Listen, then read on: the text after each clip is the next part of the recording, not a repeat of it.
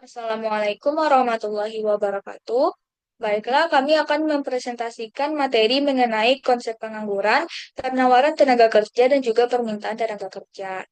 Dengan saya Syifa Kalista sebagai moderator dan juga pemateri pertama, dan rekan saya Asmira Khairani sebagai pemateri kedua. Kita akan masuk ke dalam konsep pengangguran. Pengangguran merupakan kondisi ketika seseorang termasuk dalam angkatan kerja tidak memiliki pekerjaan, tetapi memiliki keinginan dan kemampuan untuk bekerja serta sedang mencari pekerjaan. Pengangguran merupakan salah satu masalah penting dalam perekonomian karena dapat mempengaruhi tingkat kesejahteraan masyarakat, produktivitas ekonomi, serta pertumbuhan ekonomi suatu negara. Semakin tinggi tingkat pengangguran, maka semakin banyak tenaga kerja yang tidak dimanfaatkan secara optimal dalam kegiatan produksi.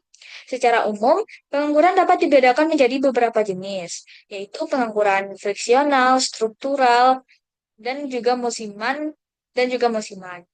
Yang pertama, kita masuk kepada pengangguran friksional. Pengangguran friksional adalah pengangguran yang terjadi karena adanya proses perpindahan pekerjaan atau masa pencarian kerja yang bersifat sementara. Pengangguran ini biasanya terjadi ketika seseorang keluar dari pekerjaan lama untuk mencari pekerjaan yang lebih sesuai dengan keterampilan, minat, atau tingkat upah yang diharapkan. Contohnya, seperti seseorang lulusan baru yang sedang mencari pekerjaan pertama atau pekerja yang mengundurkan diri dari perusahaan lama karena ingin mendapatkan pekerjaan yang lebih baik. Naik pengangguran struktural. Pengangguran struktural ini terjadi karena adanya perubahan dalam struktur perekonomian atau perkembangan teknologi yang menyebabkan keterampilan tenaga kerja tidak lagi sesuai dengan kebutuhan pasar kerja. Misalnya, ketika suatu industri mulai menggunakan teknologi teknologi otomatisasi atau mesin yang lebih modern, maka kebutuhan terhadap tenaga kerja manual akan berkurang. Akibatnya, tenaga kerja yang tidak memiliki keterampilan yang sesuai dengan perkembangan teknologi akan kesulitan untuk mendapatkan pekerjaan. Yang selanjutnya itu pengangguran musiman. Pengangguran musiman ini adalah pengangguran yang terjadi karena perubahan musim atau waktu tertentu dalam kegiatan ekonomi. Jenis pengangguran ini biasanya terjadi pada sektor-sektor yang sangat bergantung pada kondisi alam atau musim tertentu. Seperti contoh dapat ditemukan pada sektor pertanian, perikanan, ataupun pariwisata. Misalnya, petani biasanya hanya bekerja secara intensif pada saat musim tanam dan juga musim panen. Di luar musim tersebut, sebagian tenaga kerja di sektor pertanian mungkin tidak memiliki pekerjaan yang tetap. Lanjut kepada pelaku pasar tenaga kerja. Yang pertama itu tenaga kerja. Pelaku tersebut meliputi tenaga kerja sebagai pihak yang menawarkan jasa kerja, perusahaan atau pemberi kerja sebagai pihak yang membutuhkan tenaga kerja, pemerintah yang berperan dalam membuat kebijakan ketenaga kerjaan, serta lembaga penyalur tenaga kerja yang membantu mempertemukan pencari kerja dengan perusahaan yang membutuhkan tenaga kerja. Sekian materi dari saya. Untuk materi selanjutnya akan disampaikan oleh Asmira. Kepada Asmira dipersilahkan. Baiklah, untuk materi selanjutnya yaitu penawaran tenaga kerja. Penawaran tenaga kerja adalah jumlah tenaga kerja yang bersedia dan mampu bekerja pada berbagai tingkat upah dalam suatu periode tertentu. Semakin tinggi upah yang ditawarkan, biasanya semakin banyak orang yang bersedia bekerja. Sebaliknya, jika upah rendah, maka jumlah orang yang ingin bekerja itu cenderung lebih sedikit. Yang pertama adalah konsep angkatan kerja.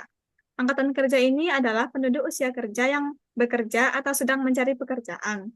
Umumnya berada pada usia produktif sekitar 15 sampai 64 tahun. Penduduk yang masih sekolah, mengurus rumah tangga, atau tidak mencari pekerjaan tidak termasuk dalam angkatan kerja. Yang kedua, alat ukur angkatan kerja. Beberapa indikator yang digunakan untuk mengukur kondisi angkatan kerja yaitu tingkat partisipasi angkatan kerja atau TPAK dan tingkat pengangguran terbuka atau TPT. TPAK menunjukkan persentase angkatan kerja terhadap penduduk usia kerja, sedangkan TPT menunjukkan persentase pengangguran dalam angkatan kerja. Yang ketiga ada kurva indiferen.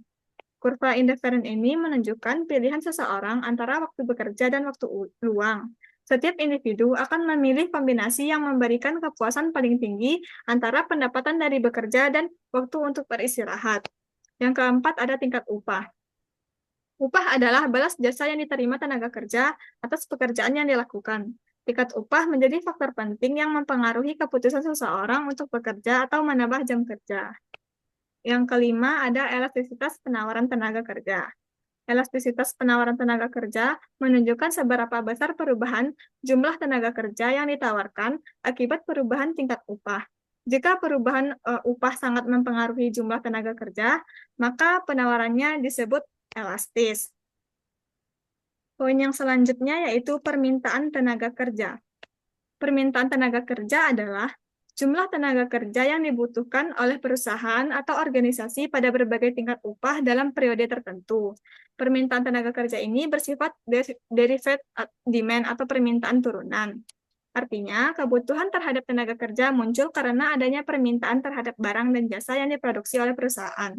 Jika permintaan terhadap produk meningkat, maka perusahaan cenderung menambah jumlah tenaga kerja untuk meningkatkan produksi. Sebaliknya, jika permintaan produk menurun, maka kebutuhan tenaga kerja juga akan berkurang. Oleh karena itu, keputusan perusahaan dalam merekrut tenaga kerja sangat dipengaruhi oleh produktivitas tenaga kerja dan tingkat biaya produksi. Untuk yang pertama ada fungsi produksi.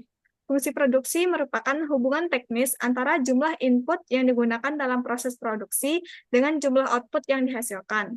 Dalam konteks pasar tenaga kerja, fungsi produksi menjelaskan bagaimana tenaga kerja ini sebagai salah satu faktor produksi berkontribusi terhadap peningkatan jumlah barang atau jasa yang dihasilkan oleh perusahaan. Secara umumnya, fungsi produksi dapat dituliskan sebagai hubungan antara faktor produksi seperti tenaga kerja, modal, dan teknologi dalam menghasilkan output. Perusahaan akan menentukan jumlah tenaga kerja yang digunakan dengan mempertimbangkan tingkat produktivitas tenaga kerja serta biaya yang harus dikeluarkan untuk membayar upah. Dengan demikian, fungsi produksi menjadi dasar bagi perusahaan dalam menentukan kebutuhan tenaga kerja yang optimal agar proses produksi dapat berjalan secara efisien. Yang kedua ada produk marginal. Produk marginal tenaga kerja adalah tambahan output yang dihasilkan akibat penambahan satu unit tenaga kerja. Sementara faktor produksi lainnya dianggap tetap. Konsep ini penting dalam analisis permintaan tenaga kerja karena perusahaan akan menilai apakah penambahan tenaga kerja masih memberikan tambahan produksi yang menguntungkan. Pada tahap awal produksi, penambahan tenaga kerja ini biasanya akan meningkatkan produk marginal karena adanya pembagian kerja yang lebih efisien. Namun setelah mencapai titik tertentu, produk marginal akan mulai menurun akibat keterbatasan faktor produksi lainnya, seperti modal atau ruang kerja.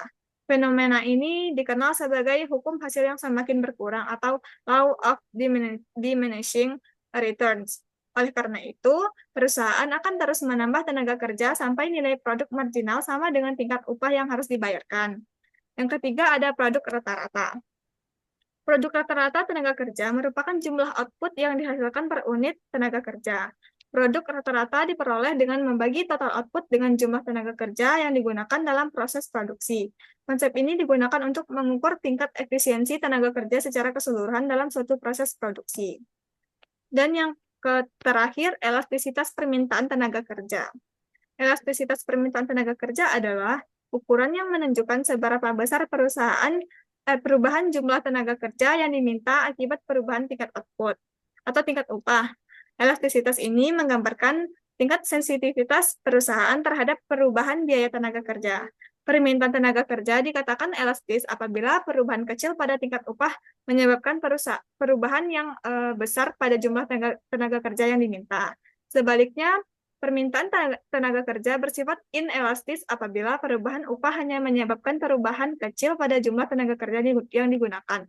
Besarnya elastisitas permintaan tenaga kerja dipengaruhi oleh beberapa faktor, yaitu yang pertama tingkat substitusi antara tenaga kerja dan modal, lalu proporsi biaya tenaga kerja dalam total biaya produksi, serta elastisitas permintaan terhadap produk yang dihasilkan perusahaan. Pemahaman mengenai elastisitas ini penting bagi perusahaan dan pemerintah dalam merumuskan kebijakan upah dan ketenaga kerjaan. Sekian materi dari saya yang dapat saya sampaikan, saya kembalikan kepada moderator. Baik, sekian materi dari kami. Apabila ada kesalahan kalimat, kami mohon maaf. Wassalamualaikum warahmatullahi wabarakatuh.